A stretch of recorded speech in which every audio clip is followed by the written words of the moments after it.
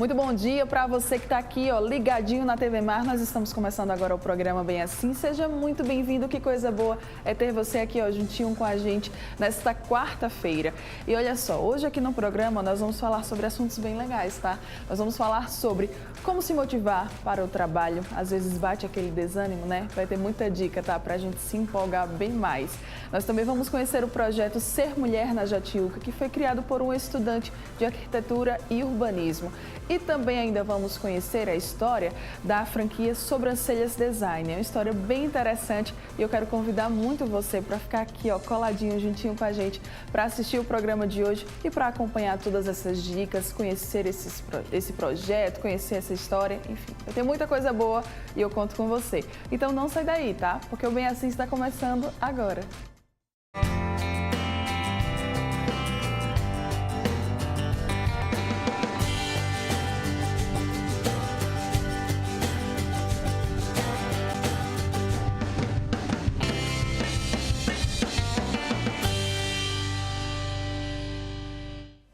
Muito bom dia mais uma vez para você, que está aqui ligadinho na TV Mar, canal 25 da NET, portalgazetaweb.com, nosso aplicativo da TV Mar, ou quem sabe ainda lá pela nossa fanpage no Facebook, que também transmite a nossa programação ao vivaço aí, ó, para você que sempre nos assiste. Aproveita também, corre lá nas redes sociais e segue a gente. Nós estamos no Instagram com o perfil @TVMar, canal 25, e também lá no Facebook, como eu já falei, com a nossa fanpage. Busca lá TV Mar, você vai poder encontrar nas redes sociais o conteúdo exclusivo que a gente prepara com muito carinho para você que nos assiste. É um conteúdo dos bastidores aqui da nossa TV, de todas as entrevistas.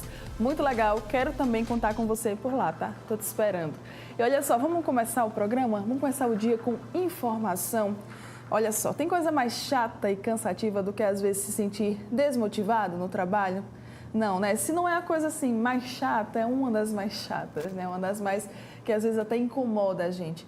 Mas aí tem solução para isso, viu? Quem vai explicar tudo para a gente é o professor e psicólogo Robson Menezes, que eu já estava com saudades. Muito bom dia, seja muito bem-vindo. Bom dia, Mara. Mais uma vez, já é de casa. Também estava com saudades do programa. Ai, que coisa boa. Vamos lá, vamos começar falando sobre assim, o que acontece, Robson? Tem alguma coisa ali que vai surgir no meio do caminho para fazer a gente se sentir desmotivado no trabalho? Tem, né? São vários fatores, né? A primeira coisa que a gente tem que pensar é assim, o ambiente de trabalho, ele vai exercer motivação e desmotivação de acordo com o cotidiano, né? O cotidiano do trabalho, nas relações com os colegas, nas relações com o superior, nas condições de trabalho, pode ser algo que vai melhorar o índice de motivação dos funcionários ou pode ser algo que gradativamente vai minar a motivação dos funcionários, né? É por isso que a gente, quando pensa em falar sobre motivação, a gente tem que falar sobre as duas óticas, né? O que é que o gestor, o empresário, aquele microempresário que está em casa e que está assistindo, pode fazer para melhorar a motivação dos seus funcionários e o que é que você, enquanto trabalhador, que vivencia diariamente 8 horas por dia dedicadas àquele ambiente de trabalho, pode fazer para melhorar a sua motivação. Então, a gente precisa pontuar um pouco de cada uma das responsabilidades, né? Porque nem é só responsabilidade do funcionário, nem é também só responsabilidade do gestor. Às vezes, o gestor pode dar todas as condições e, ainda assim, o sujeito não se sentir motivado no trabalho. Exatamente, tem isso, né? De precisa ter os dois lados. Os dois lados, eles precisam colaborar.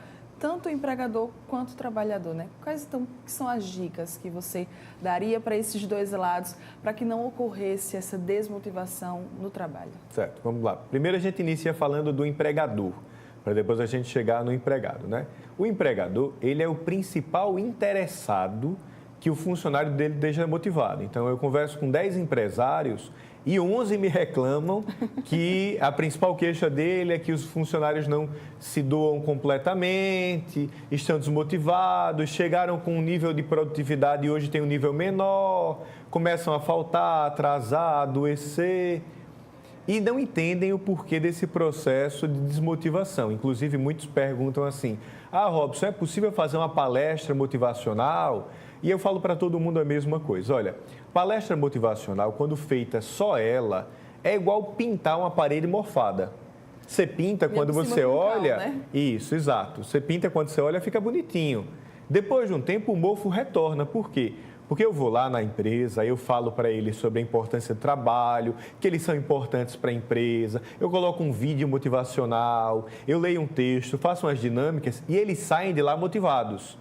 Só que 3 dias depois que eu saí da empresa, aquele agente desmotivador que está dentro da organização, que às vezes é um chefe que assedia moralmente, assedia sexualmente, às vezes é uma condição de trabalho ruim, de um funcionário que, por exemplo, para ir no banheiro tem que pedir papel higiênico a uma outra pessoa, ou de um funcionário que, de alguma forma, faz hora extra e não é remunerado nessa hora extra, e aí todas aquelas palavras bonitas, trabalhadas naquele treinamento, somem. Por quê? Porque o agente desmotivador está presente. Então, o que eu falo para todos os empresários quando eles pedem palestra motivacional é assim: você já se perguntou por que o teu grupo está desmotivado? Por que as pessoas que fazem parte dessa equipe chegaram motivadas e aqui dentro ficaram desmotivadas? Será que a responsabilidade é só deles? E aí eles falam: não, nunca me perguntei. E o que é que eu posso fazer? Aí eu digo a ele: olha, uma coisa que ajuda bastante é quando você pode fazer uma pesquisa de clima organizacional. Procura compreender um pouco como é que está o nível de satisfação dos teus colaboradores em relação às condições de trabalho, em relação ao ambiente de trabalho, o relacionamento com os colegas, o relacionamento com os líderes, o salário, a remuneração, os benefícios. Todos esses fatores são motivacionais. E, às vezes, o empresário diz assim: Robson, mas eu não posso fazer um grande investimento para motivar o meu grupo. Aí eu dou para ele um exemplo.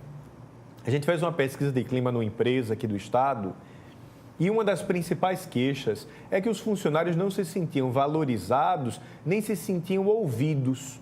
A opinião deles não era importante na empresa. Coisa que é até básica, né? E aí nós fizemos a caixinha de sugestão, que criamos uma campanha nessa empresa de opinião do mês. Então, todo mês a gente levantava uma temática na empresa, espalhava as caixinhas e dava um papelzinho para ele colocar uma sugestão.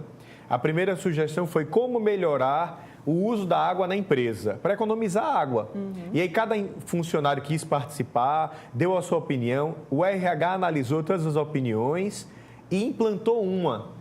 E essa pessoa que teve a opinião dele implantada, ela ganhou uma medalha. Quanto custa uma medalha? R$7. Opinião do mês, um dia de folga com a família, com cinema, com pipoca, com jujuba, com refrigerante, que a despesa disso não ultrapassou R$120. Ou seja, você motivou o seu funcionário, acabou motivando a equipe para também, quem sabe, né, conseguir, colocar a criatividade aí em jogo, para quem sabe também conseguir ter esse mesmo prêmio e já mudou o clima totalmente. E claro, e você lançou uma ação de economia de água que vai te dar um retorno de economia muito maior do que os R$120 e você melhorou a imagem da empresa porque a família está indo para lá, tira uma foto, coloca no Instagram da empresa, aí todo mundo que é cliente daquela empresa. É uma cadeia de ações pequenas que você pode estar desenvolvendo com o seu funcionário e que podem ser ações de alta motivação. Não precisa aumentar o salário. Se você só aumentar o salário e tratar mal o funcionário, daqui a 6 meses ele está de novo desmotivado. Você tem que orientar e treinar os seus líderes para elogiar, corrigir adequadamente, chamar a pessoa para se aproximar dele. Sabe, não adianta você pensar que investimento motivacional é gastar dinheiro com o empregado. Você tem que se preocupar e investir nessa pessoa, sabe? Fazer eventos, trazer um funcionário do mês, mas com critérios bem estabelecidos e premiar, dar um final de semana em Maragogi para a família, do sábado para o domingo. Quanto custa uma pousada em Maragogi, numa baixa temporada agora? R$170, R$180? Então, a empresa não pode pagar isso? Isso é importante, essas ações são importantes. Então, para o empresário, são 3 dicas. A primeira: não vai fazendo ação sem antes investigar. Estuda a tua empresa, contrata um profissional para fazer um levantamento de clima organizacional. Depois desse levantamento, faz um planejamento de ações. A curto, coisas que você pode mudar que não requer grande investimento, como essa sugestão que eu dei. A médio, que exige um pouco mais de investimento. E a longo prazo, para trabalhar o clima organizacional. Porque o retorno financeiro que isso vai ser feito desse trabalho vai te trazer uma lucratividade muito alta. E o terceiro e o mais importante reavalia esse clima depois das ações. Então, por exemplo, a gente faz a pesquisa de clima e pergunta para os funcionários, né? Todos respondem de maneira confidencial como é o seu relacionamento com o seu líder, como você avalia o seu líder. Aí você tem o dado de que 72% dos funcionários colocou que o líder apresenta uma conduta ruim ou regular. Aí eu chego para o dono da empresa e falo assim, olha, hoje, de cada 10 funcionários, 7 se encontram insatisfeitos com o líder. Vamos chamar um advogado para dar um treinamento sobre assédio moral e sexual? Vamos chamar um psicólogo para dar um treinamento para esses líderes sobre feedback, sobre como motivar a equipe, administrar conflito? E aí o que acontece? 2 ações simples de investimento baixo, que posteriormente você vai lá e avalia de novo 6 meses depois, e aí você pode dizer, olha, antes de cada 7 funcionários, de cada 10, 7 estavam insatisfeitos. Hoje, de cada 10, 4 estão insatisfeitos. Melhorou muito o cenário. Então, as dicas que eu dou para os empresários são essas, né? Agora, falando no funcionário, né, que ele também tem responsabilidades, a primeira coisa que eu falo para ele é que, assim, a principal pessoa responsável pela sua felicidade é você. Então, se você olha para o teu cotidiano de trabalho, e todos os dias, quando você acorda, você olha para o relógio e pensa assim, meu Deus, mais um dia de trabalho, mais um dia que eu tenho que me direcionar para aquela empresa. E se você passa o dia inteiro olhando para o relógio, esperando a hora de ir embora, torcendo para chegar o final de semana e sofrendo porque chegou segunda-feira, a médio ou longo prazo você vai adoecer. Por quê? Porque você proporciona ao teu corpo 8 horas por dia de sofrimento. Aí diz assim, eu não vou trabalhar, Robson? Vai. Mas vai trabalhar numa coisa que dá prazer para você. É melhor você trabalhar numa outra coisa que talvez te dê menos segurança, que talvez te dê uma menor remuneração, ou que talvez não te dê tanto reconhecimento pelo cargo que você ocupa, mas que te faça feliz. Era até uma dúvida minha, assim. Quando a gente se desmotiva no trabalho, Robson, a gente também acaba se desmotivando na vida mesmo, assim, sabe? Ah, estou sem vontade, chega o final de semana, quero passar o final de semana todo em casa, porque eu estou com a menor vontade de ver ninguém. Tem muito isso, eu escuto às vezes muitos dos meus amigos falando isso. Isso acaba sendo uma consequência? Tem essa ligação? Claro, a gente tem que pensar que o sujeito é um só, né? O mesmo sujeito que trabalhou 8 horas dentro daquela empresa, que ele está infeliz lá dentro, ele chega em casa, ele continua infeliz. Ele ainda chega com aquela carga daquele trabalho e muitas vezes ele direciona toda aquela raiva e canaliza para a esposa, para o filho, e ele perdeu tanta energia para ter que trabalhar naquele local que ele não tem energia para se dedicar.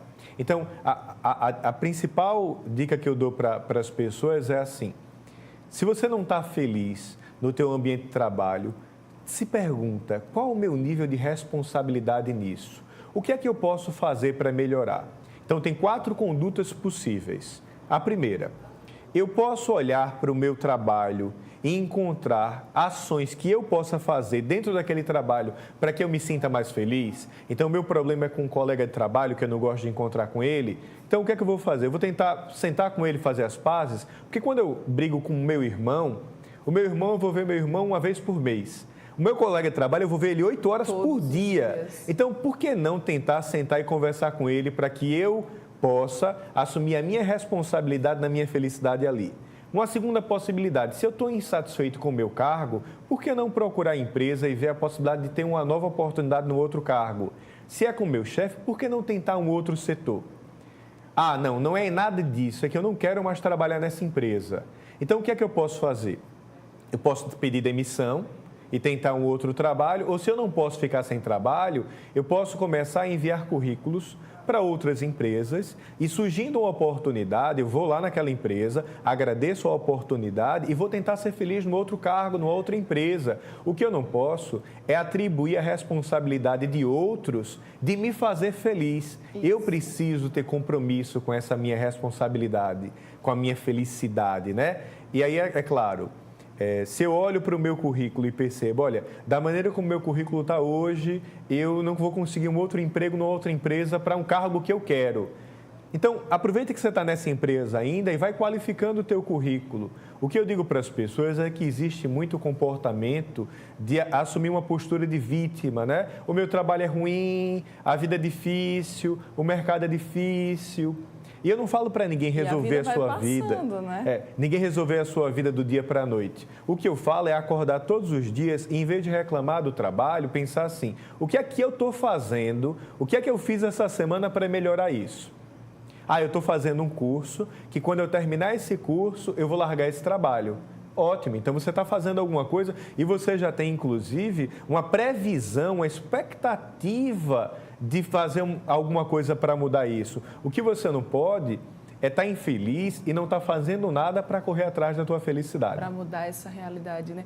O autoconhecimento, então, ele vai ajudar nisso, né? Você saber onde você está, para onde você quer ir, aquelas coisas básicas. Isso vai ajudar muito, no caso, o funcionário? Vai. Se ele sabe, por exemplo, que ele não está infeliz, ele tem que se perguntar, né? O que é que me faz infeliz aqui no trabalho, né? Me faz infeliz porque eu queria trabalhar com outra coisa? Me faz infeliz porque eu não gosto desse ambiente? Me faz infeliz porque eu estou infeliz? Aí, peraí.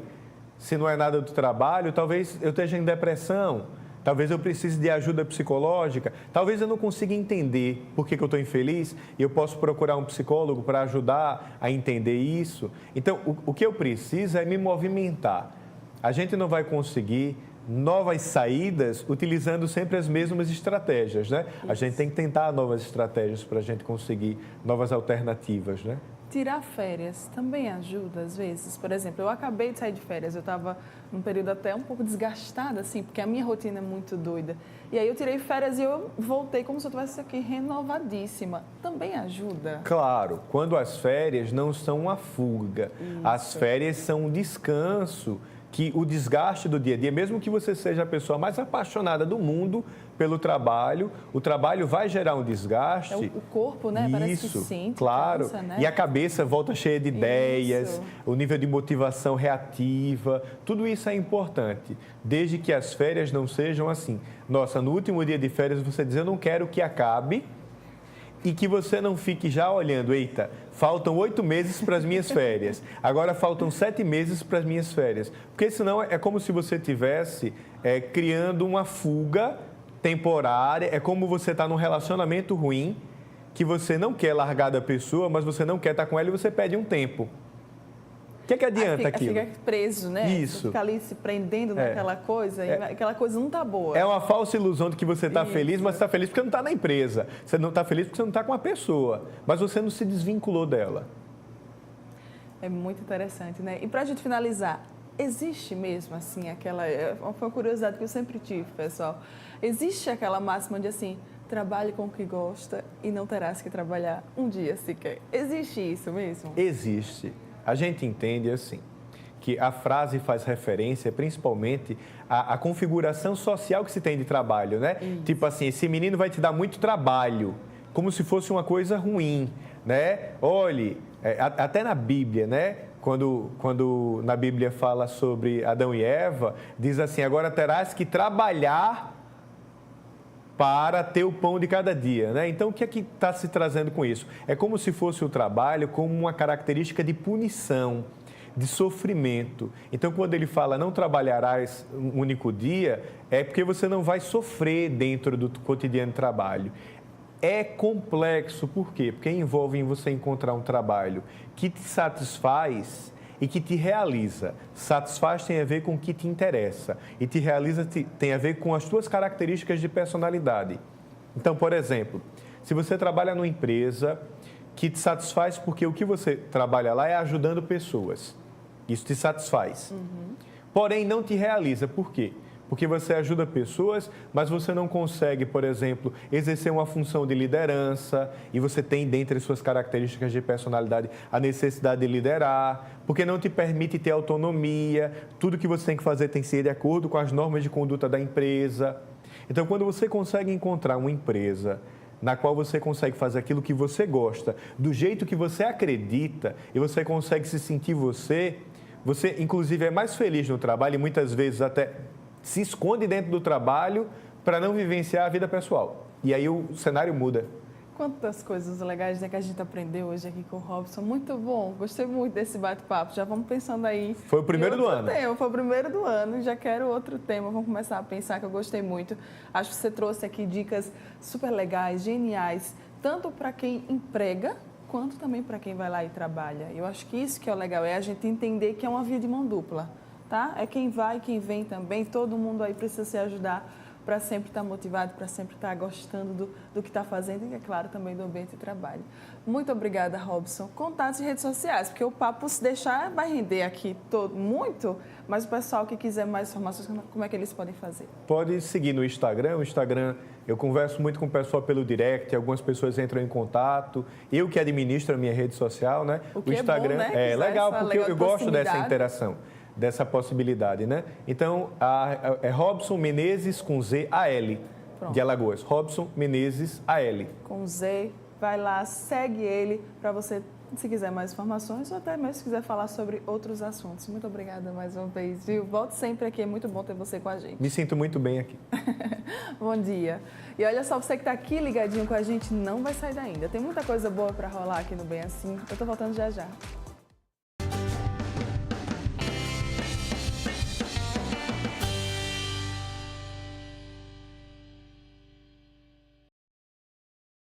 Arena Magazine. São 3 andares, na loja mais completa de Maceió. No térreo, tudo para montar e equipar seu próprio negócio. E mais, 2 pisos com incrível variedade para casa e cozinha. Taxa para fritura, R$ 169,00 à vista. Carrinho completo 3 em 1, R$ 1.770,00 à vista. Ou 10 de R$ 177. Liquidificador, era R$ 117, agora baixou. São R$ 95,80 à vista. Venha correndo aproveitar. Arena Magazine, Rua da Alegria, no centro de Maceió.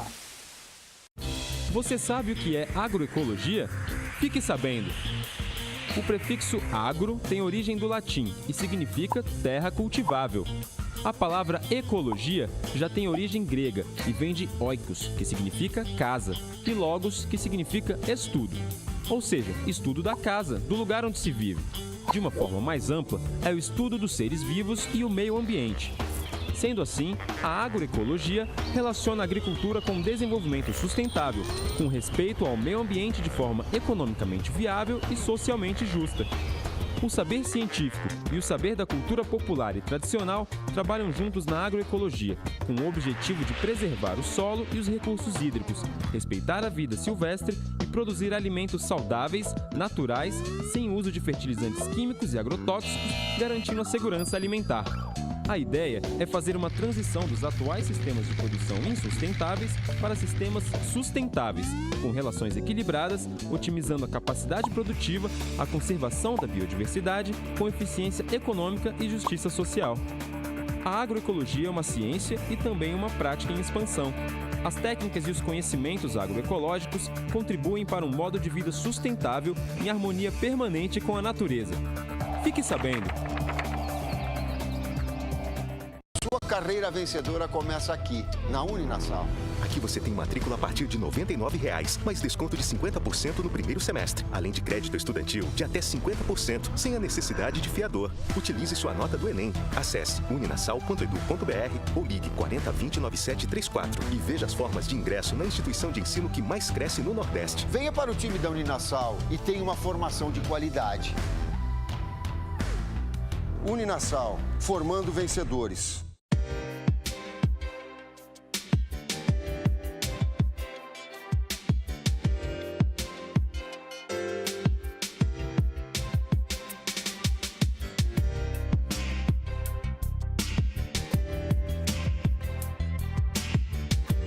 O bairro de Fernão Velho é um dos mais antigos de Maceió. São quase 3 quilômetros quadrados e 28 logradouros. A história do local está ligada à fábrica têxtil Carmen, a primeira de Alagoas, fundada em 1857 pelo Barão de Jaraguá. Mas as portas fecharam em 2010 e hoje só resta a fachada. Fernão Velho ainda possui a mais antiga estação ferroviária do estado. Além da riqueza histórica, Fernão Velho é privilegiado pela natureza. Aqui existe uma boa parte da Mata Atlântica e o bairro é margeado pela Lagoa Mundaú. O comércio é aquele típico de bairro, com lojas, mercados, farmácias e uma feira. Mais de 5.700 pessoas vivem em Fernão Velho. O local tem ares de cidade pequena, onde todos se conhecem. Mas, apesar de ser um bairro tranquilo, os moradores daqui têm fama de festeiros. O Clube Recreativo Operário, fundado em 1948, já foi sede de muitos bailes. A fé também está presente de várias formas no bairro. Um bom exemplo é a paróquia São José Operário, que tem mais de 70 anos e faz parte da história de muitos moradores. Caminhar pelas ruas de Fernão Velho é fazer uma viagem no tempo. O bairro mistura história e natureza e parece até um pedacinho do interior dentro de Maceió.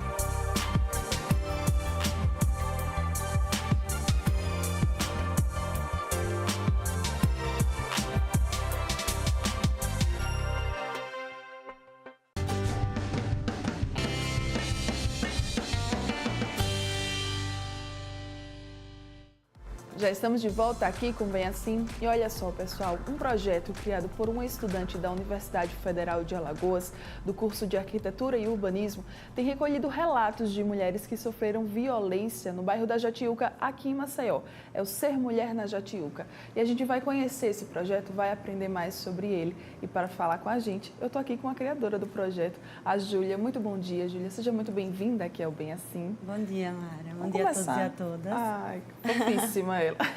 Vamos começar falando, então, explicando de onde foi que surgiu, né, essa história, essa ideia de trazer esse projeto Ser Mulher na Jatiuca. Certo. A ideia do trabalho é um fruto do meu trabalho de conclusão de curso, né? E ao longo da universidade, por eu estar estudando a cidade, o foco do meu estudo, no caso na UFAO, lá é urbanismo mesmo. E por ser mulher na cidade, eu comecei a perceber as inseguranças que a gente sente. Apesar de todo cidadão sentir, acho que a mulher também tem outros medos atribuídos aos medos de qualquer pessoa. Que seria o medo de ser assediada, o medo de ser estuprada, ou seja, o medo da violência sexual. A partir daí, eu comecei a estudar a vulnerabilidade e os medos dessas mulheres nos espaços públicos. E para isso, eu escolhi o bairro da Jatiuca, que é o bairro onde eu moro. Sem contar com isso, ele é um bairro que tem muitos serviços, uma vida noturna, o que faz com que tenham pessoas circulando no bairro, né, normalmente. Então, eu acho que foi muito interessante trabalhar aqui na Jatiuca.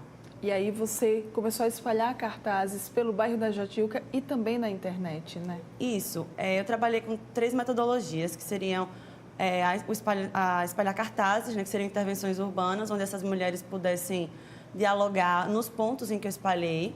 Então, elas diriam de forma anônima o que elas sentiam naquele espaço. Seria um espaço aberto, onde eu não precisaria estar enquanto figura de pesquisadora, que poderia causar uma abertura maior para essas mulheres relatarem seus medos e casos de violências.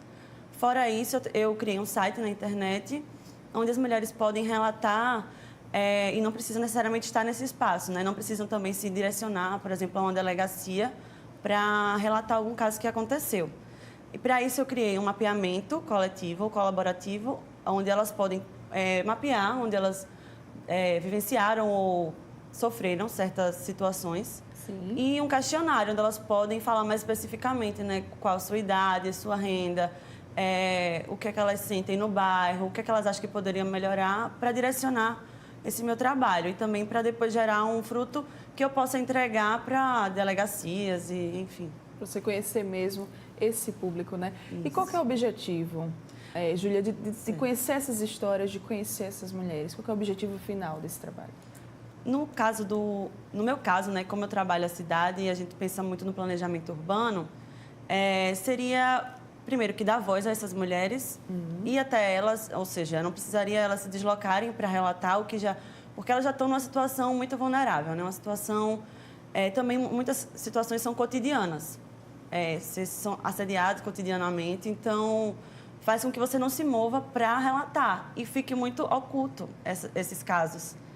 Para isso, eu quis dar voz de forma anônima e, a partir disso, a gente, junto, pensar esses espaços a partir da perspectiva dessas mulheres. Porque uma coisa que eu notei também é que essas mulheres não estão muito presentes no pensar e no fazer a cidade, o que faz com que elas acabem sendo muito de dominação masculina. Por exemplo, uma praça, ela tem campo de futebol, geralmente, né? Sim. Campo de futebol, ou praça de skate, ou academia, que acabam sendo espaços muito dominados por homens.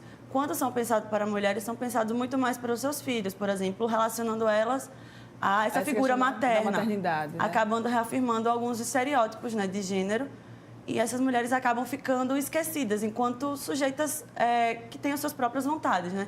Para isso que eu comecei a analisar o medo, que é o principal problema dessas mulheres, para depois discutir como que a gente poderia trabalhar esse medo e, posteriormente, identificar como melhorar esses espaços para elas, né? Muito bem, muito interessante. E aí você, né, escuta ainda, lê muitos relatos dessas mulheres. Como é que é essa relação, às vezes, assim? Há aquele choque, muitas vezes, de caraca, eu moro no bairro onde isso aconteceu com uma mulher. Existe isso, Júlia? Eu acho que o que me chocou bastante foi que a velocidade em que esses relatos chegaram para mim. Por exemplo, quando eu coloquei os cartazes nos pontos, logo no outro dia, quando eu fui, já estava cheio de interações, né? Cheio de relatos dessas mulheres, todas dizendo que tinham medo. Não teve ninguém que colocou assim, não, me sinto bem, me sinto confortável andando por aqui. Não só dessas mulheres, mas também como de homens, né? Que também colocaram que sentiam medo, de fato, eles sentem. Só que eu acho que, pensando na cidade para essas mulheres, também a gente está pensando para os homens, né? Falando um pouco mais desses relatos, eu acho que o que assusta é a recorrência disso e o modo como isso não é tratado. Porque, por exemplo, a Jatiuca tem uma delegacia da mulher. E eu fui lá procurar saber sobre relatos, né, registros dessas ocorrências. E só tem 2 registros do bairro da Jatiuca e não são de violência nos espaços públicos, são de violência doméstica. Ou seja... não está batendo, não tá né, a matemática. Né? Já que você recebeu muitos relatos e você vai no órgão oficial e lá não é a mesma coisa. Exatamente. Até porque, no caso dos meus relatos, né, que eu colhi, não tem nenhum relato, por exemplo, de estupro, que já é um caso mais sério, que poderia levar, e acho que talvez motivar mais essas mulheres a irem na delegacia, mas todo mundo sabe que a própria delegacia tem uma estrutura que pode acabar fazendo com que a mulher evite de ir denunciar. Por isso que eu acho que o trabalho é tão importante, para além do meu TCC, porque ele colhe esses relatos e eu posso fornecer para demonstrar para essas, né, delegacias, para as autoridades, que não está sendo falado, mas que está acontecendo. E o que assusta é a quantidade, não só a quantidade, mas a forma como eles ocorrem, né? A forma como tem ocorrido isso durante o dia, em locais muito movimentados. Se está acontecendo, por exemplo, na Avenida Amélia Rosa, por exemplo, que é uma avenida de grande movimento, né? Imagine naquelas ruas pequenas, né? Se a gente está tratando aqui de assédio e as pessoas estão falando e está tendo essa quantidade, imagine também o que não está oculto, que são questões do dia a dia. O que houve muito também nos meus questionários que as mulheres colocaram é que, assim, eu pergunto, né? Você lembra de algum assédio que você sofreu? Não sei dizer, mas eu já sofro diariamente. Porque não é uma situação pontual. Como é tão corriqueira, a gente acaba não denunciando e acaba passando batido, né? Era isso que eu ia falar. Às vezes, o assédio ele já é algo que está tão entranhado na nossa sociedade que quando a gente, mulher, sofre, às vezes passa batido por a gente, de que muitas vezes de que aquilo foi um assédio, né? Porque você fica... isso eu escuto todos os dias. Todos os dias, quando a gente passa por algum lugar onde tem muitos homens, sempre vai ter aquele homem que vai fazer uma piadinha com a gente. Então, às vezes, isso passa batido. Mas é bom que a gente se posicione e passe a assumir uma postura de combater isso, porque é só assim que essa cultura ela vai acabar. Teve algum relato que foi muito chocante, assim, para você, Júlia, que lhe marcou? Olha, eu acho que dos cartazes, um que mais me marcou foi o fato da mulher quando foi denunciar para o policial, né, que tinha sido assaltada, ele questionou por que ela estava fazendo, o que ela estava fazendo ali aquela hora, né? O que já acaba, por exemplo, muitas mulheres diziam que o problema da segurança era a falta de policiamento, mas quando você chega na polícia, a polícia não é treinada para realmente assegurar esses relatos, essas denúncias, né? Acaba fazendo com que a mulher se sinta culpada pela própria situação de vítima. A vítima, ela acaba sendo a culpada por estar Isso, sendo culpabilização vítima, né? da vítima, né? Fora isso, também no questionário, eu acho que o que chocou no mapeamento foi muitos relatos de crianças, situações acontecendo com crianças de 8, 10 anos, o que mostra que também a gente está muito desde nova, né, sujeita a essas situações. E aí, quando acabar essa fase de você recolher os relatos, Júlia, qual que vai ser o próximo passo? O que é que você vai fazer? Você já está colhendo, né? Isso, eu ainda estou colhendo, ainda estou espalhando os cartazes, né? Então, a primeira parte foi uma experiência e me chocou bastante, então eu vou ampliar para outros pontos do bairro. Eu acho que a próxima etapa do meu trabalho é entender espacialmente onde ocorreram esses relatos e o que é que isso tem em relação com a configuração da cidade. Por exemplo, o relato aconteceu naquela rua específica, como que se configura ela? Ela tem iluminação? Ela tem muitos muros? Ela tem, por exemplo, becos? Tudo isso vai dizer potencialidades de um local que pode gerar esses casos. Ou seja, a minha ideia é trabalhar o espaço público da Jatiuca, entendendo como ele se configura e como isso pode fomentar uma situação de violência, para poder depois propor diretrizes de melhorias mesmo. Certo. A gente estava vendo algumas imagens de alguns cartazes que a Júlia estava lá colando. Esses cartazes, eles já foram retirados porque você já fez essa primeira coleta, né, assim, dos depoimentos. A gente está vendo aí novamente as fotos. E aí, Júlia, eu queria saber, o pessoal que quer participar, vai ter uma nova leva de cartazes? Onde que você está planejando, mais ou menos, colocar? Também tem o site, né? Vamos falar também sobre o site para o pessoal participar e colocar lá o depoimento. Isso. Os cartazes não foi nem eu que tirei. Eles naturalmente foram retirados. Eu não sei como, sim. nem por quê, nem por quem. Não sei se por conta das chuvas também eles acabaram caindo e aí isso foi jogado ao lixo, né? Também pode ter acontecido. E todas as localizações desses cartazes eu retirei dos próprios relatos das vítimas. Ou seja, não coloquei aleatoriamente espalhado pelo bairro, mas, por exemplo, pontos que foram relatados como pontos de medo, eu já fui colocando. E como foram surgindo novos relatos, eu já estou espalhando para esses outros pontos, né? Seriam as ruas menores, que são as ruas as ruas entre as grandes avenidas. Sim. São ruas, né, escuras e pouco movimentadas, enfim.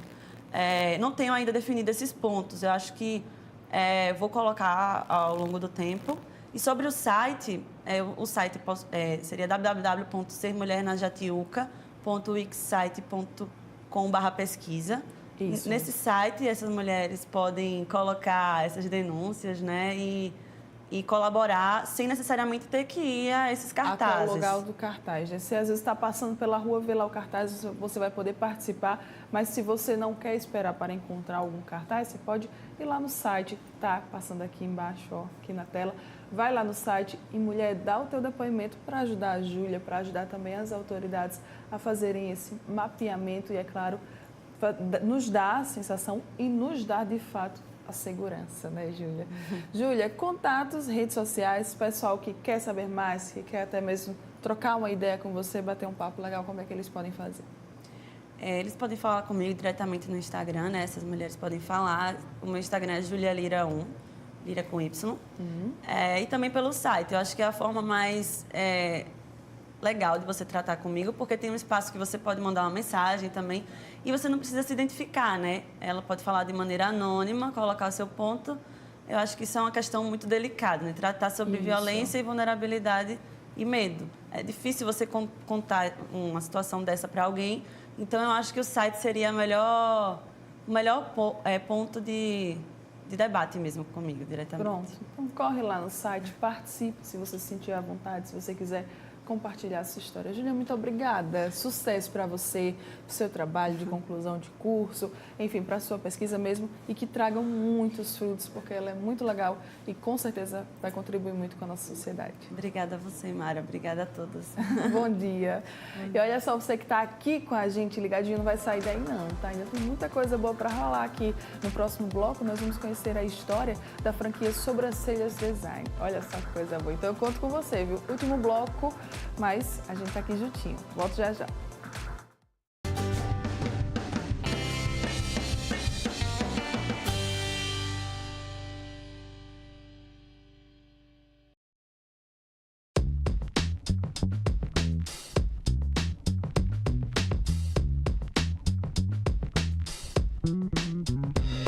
Riacho Doce fica no litoral norte de Maceió. São 10 quilômetros quadrados de extensão e 26 logradouros repletos de história e belezas. A principal via de acesso é a rodovia AL-101 Norte, que corta o bairro e mostra um comércio em ascensão, cheio de lojas, vendas, farmácias, postos de combustíveis, além de pousadas, associações esportivas, bares e restaurantes. Mais de 5.200 pessoas vivem aqui. Riacho Doce é conhecido pelas boleiras, que vendem deliciosos quitutes, uma tradição passada através das gerações. O bairro também é conhecido como a Terra do Petróleo. Dizem que no início do século passado, o alagoano Edson de Carvalho conseguiu extrair gás de petróleo no local. Conta a história que foi nessa bela paisagem que, em 1930, José Lins do Rego se inspirou para escrever um dos maiores romances da literatura brasileira, Riacho Doce. De lá para cá, a modernidade chegou, mas o bairro ainda preserva o charme de vila de pescadores, com casas simples, a igreja de Nossa Senhora da Conceição e o Carmelo de Santa Terezinha. As belas praias transformaram o bairro num local de veraneio.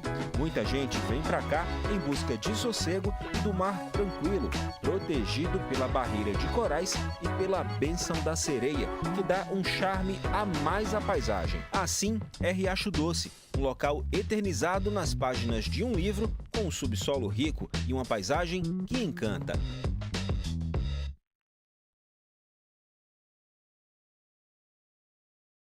Arena Magazine. São 3 andares, na loja mais completa de Maceió. No térreo, tudo para montar e equipar seu próprio negócio. E mais, 2 pisos com incrível variedade para casa e cozinha. Taxa para fritura, R$ 169,00 à vista. Carrinho completo 3 em 1, R$ 1.770,00 à vista. Ou 10 de R$ 177. Liquidificador, era R$ 117, agora baixou. São R$ 95,80 à vista. Venha correndo aproveitar. Arena Magazine, Rua da Alegria, no centro de Maceió.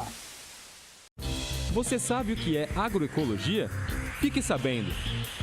O prefixo agro tem origem do latim e significa terra cultivável. A palavra ecologia já tem origem grega e vem de oikos, que significa casa, e logos, que significa estudo. Ou seja, estudo da casa, do lugar onde se vive. De uma forma mais ampla, é o estudo dos seres vivos e o meio ambiente. Sendo assim, a agroecologia relaciona a agricultura com desenvolvimento sustentável, com respeito ao meio ambiente de forma economicamente viável e socialmente justa. O saber científico e o saber da cultura popular e tradicional trabalham juntos na agroecologia, com o objetivo de preservar o solo e os recursos hídricos, respeitar a vida silvestre e produzir alimentos saudáveis, naturais, sem uso de fertilizantes químicos e agrotóxicos, garantindo a segurança alimentar. A ideia é fazer uma transição dos atuais sistemas de produção insustentáveis para sistemas sustentáveis, com relações equilibradas, otimizando a capacidade produtiva, a conservação da biodiversidade, com eficiência econômica e justiça social. A agroecologia é uma ciência e também uma prática em expansão. As técnicas e os conhecimentos agroecológicos contribuem para um modo de vida sustentável em harmonia permanente com a natureza. Fique sabendo! Sua carreira vencedora começa aqui, na Uninassal. Aqui você tem matrícula a partir de R$ 99,00, mais desconto de 50% no primeiro semestre, além de crédito estudantil de até 50%, sem a necessidade de fiador. Utilize sua nota do Enem. Acesse uninassal.edu.br ou ligue 4020-9734 e veja as formas de ingresso na instituição de ensino que mais cresce no Nordeste. Venha para o time da Uninassal e tenha uma formação de qualidade. Uninassal, formando vencedores.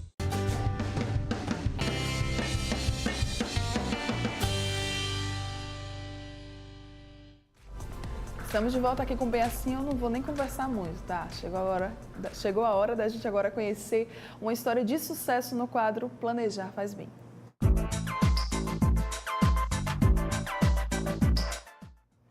E eu estou aqui com o empresário Joaquim Coelho, ele que é criador da franquia Sobrancelhas Design e vai conversar com a gente, é claro, sobre a história dessa franquia, que é uma história de sucesso, viu? Porque está bombando aí em todo o país e até mesmo fora daqui também. Muito bom dia, Joaquim, seja muito bem-vindo aqui ao Bem Assim. Eu que agradeço, viu, a oportunidade de falar sobre a Sobrancelha Design, sobre o mercado de franquia como um todo, né?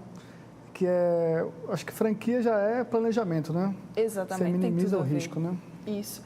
420 lojas espalhadas em todo o Brasil. E a pergunta que não quer calar, Joaquim, como foi que tudo isso começou? Que ideia foi essa? De onde foi que surgiu? Vamos só também corrigir. Eu não fui o criador da marca, né? Ah, sim. Sou sócio da marca. Tudo surgiu lá em Fortaleza. Uma design de sobrancelha fazia em casa.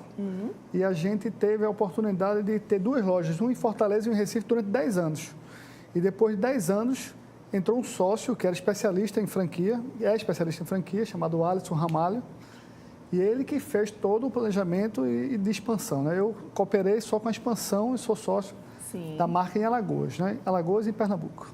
E aí você como sócio, você que colaborou com a expansão, você imaginava que ia crescer tanto, né? Porque vocês têm lojas nos Estados Unidos e na Guatemala. É uma coisa muito surreal, né? Esse meu sócio, Alisson, ele diz que vai chegar em 1.000 lojas, né? Veja como é que é o planejamento dele. Em 2020 a gente vai ter 1.000 lojas. Eu não imaginava que a gente ia chegar em 420 lojas no Brasil. A gente já tem loja em Guatemala, a gente já tem loja nos Estados Unidos, né? É uma coisa... E num curto espaço de tempo, né? A primeira franquia foi em 2012. Faz 5 anos, né? 5 anos só, né? É muito rápido, né? Foi muito rápido.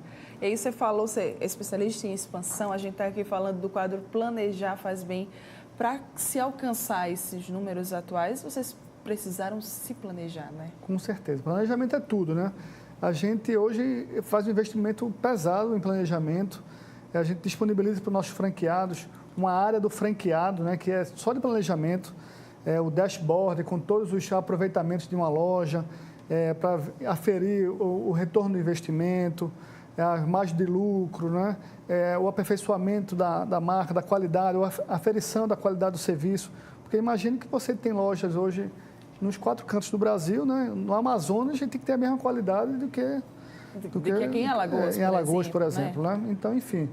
E trabalhar com pessoas é complicado. Imagine que cada loja dessa há em torno de 10 pessoas, 10 funcionários. Então, a gente está falando aqui de 4.200 mulheres sendo capacitadas no nosso centro de treinamento, né? Então, tudo isso tem que ser muito bem planejado, né? Para lidar ainda com outras pessoas, né, Joaquim? É muito complicado. Aqui em Alagoas, por exemplo, a gente atende uma média de 5.000 pessoas por mês. De clientes. Eu ia dizer mulheres, né? Mas a gente já tem uma crescente de clientes homens também, né? Porque a vaidade masculina tá chegando aí no homem, viu? É verdade. E aí, vocês têm aqui, né, pelo que eu vi, 5 estabelecimentos da marca aqui em Alagoas. Deixa eu falar, viu, minha gente? Vamos lá. São 4 em Maceió, Ponta Verde, Farol, Maceió Shopping, Parque Shopping e uma lá em Arapiraca, no Shopping de Arapiraca, que é o Arapiraca Garden Shopping. Garden Shopping. Arapiraca a gente abriu em novembro agora e, para nossa grande surpresa, já em março, mês passado, ela teve um melhor aproveitamento. Por exemplo, a gente não fala só em faturamento, a gente fala em vários índices.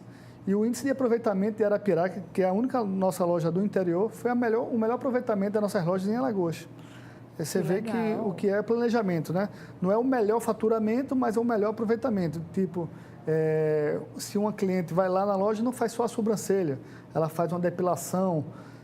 Nós temos depilação, temos uma linha de tratamento de sobrancelha, que são produtos de maquiagem. Então, a loja de Arapiraca teve o melhor aproveitamento, o melhor mix, né? E eu acho que o legal disso é exatamente o que você falou, né? Assim, essa questão do aproveitamento da pessoa e na loja que, digamos, pelo nome, vamos tirar assim, pelo nome, sobrancelha design. Você acha que você só vai lá fazer a sobrancelha? Quando você chega lá, você vai encontrar outra gama de serviços que acaba dando uma comodidade para quem é cliente. Isso é um grande diferencial, Grande diferencial. A gente lá, por exemplo, tem uma massagem relaxante nos pés, né? Gente. A mulherada pira, né? Chega lá, tem gente que só vai fazer a relax, só a massagem nos pés, que é bastante relaxante, né?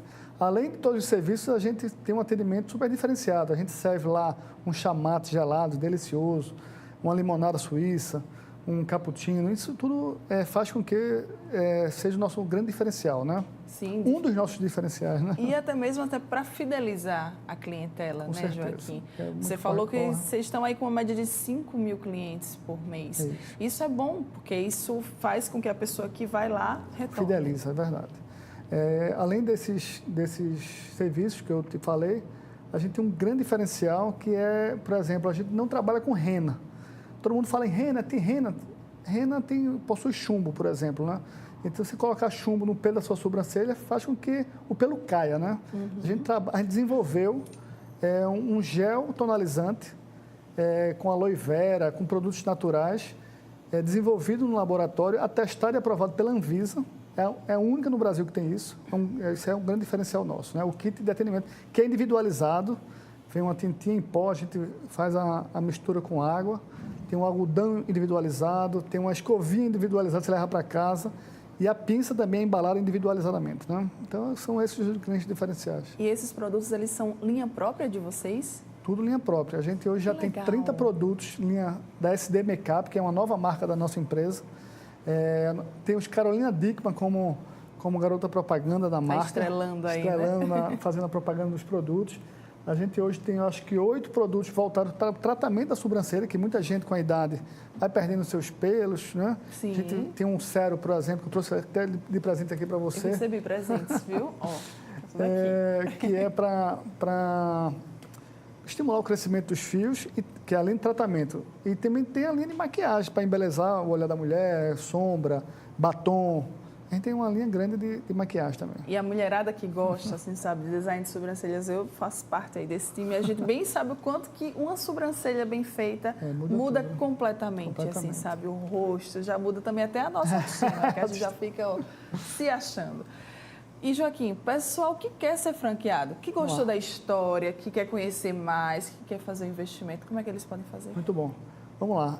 Vou disponibilizar para vocês aí o e-mail, é master.al@gsd.com.br. O meu celular, que tem o WhatsApp também, é 81 DDD 99798-9772. O telefone da loja Piloto, que fica aqui na Ponta Verde, bem pertinho, é 82, o DDD 3024-6004. Com isso aí, eu acho que vocês... A rede social também, o Instagram, Sobrancelha Design Ponta Verde. Então, acho que aqui dá para... Tem um site também, o www.sobrancelhadesign.com.br. Né? Ou seja, gente, você vai poder encontrar o pessoal da Sobrancelha Design em todas as plataformas. Isso é muito bom. E o faturamento, a gente até esqueceu de falar aqui, né? O faturamento também está sendo bem legal. Tá muito. A gente hoje tem uma média de faturamento entre as lojas. Tem lojas que faturam mais, outras menos, mas uma média de R$50 mil, com a lucratividade, algo em torno de 15% desse faturamento. Então, assim, a gente tem tido um retorno do investimento, né? Na casa de 18 meses, que para hoje, o mercado hoje, isso é bastante rápido, né? Sim. O retorno do investimento. Então, o pessoal que quer aí, está procurando investir, quer apostar, quer se planejar para também poder crescer, fazer parte desse time, fica aí essa super dica para vocês. Joaquim já fez aqui o convite. Muito obrigada pela sua presença pessoal. aqui. Muito obrigado, Mara. Compartilhar essa história. Valeu, Mara. Compartilhar dicas sobre essa questão de planejamento para a gente, tá? Muito obrigado, amiga. Eu que agradeço. Muito obrigado, valeu. Bom dia. Olha só, você que está aqui ligadinho com a gente, muito obrigada, tá, pela tua companhia. Eu só tenho a agradecer. Amanhã, quinta-feira, estaremos de volta. 10h30 da manhã tem mais programa bem assim, aqui na telinha da TV Mar, e eu estou contando com você, viu? Então, um grande beijo, muito obrigada pela companhia. Tchau, tchau e até amanhã.